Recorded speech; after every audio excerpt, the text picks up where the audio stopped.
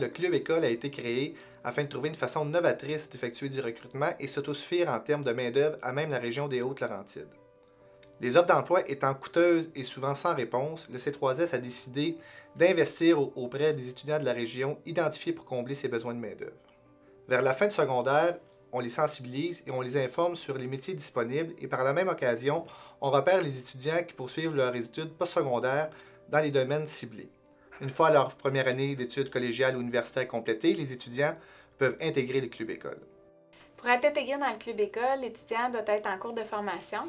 Il doit s'orienter vers une profession qui est en pénurie dans le réseau, puis réussir le processus d'embauche.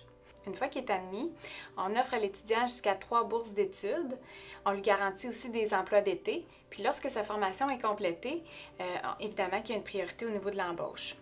Jusqu'à maintenant, on a embauché près de 30 étudiants, ce qui est définitivement significatif pour un centre comme le nôtre. Puis actuellement, on compte 45 membres dans le club.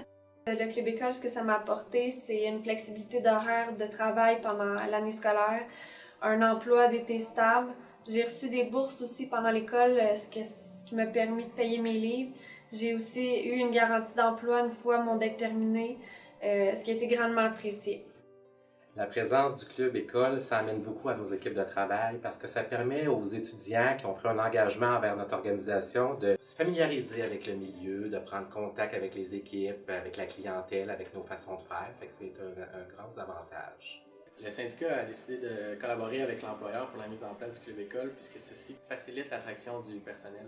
Puis cette attraction de personnel-là va faire en sorte que le personnel va augmenter, ce qui va diminuer la main-d'œuvre indépendante et le temps supplémentaire obligatoire.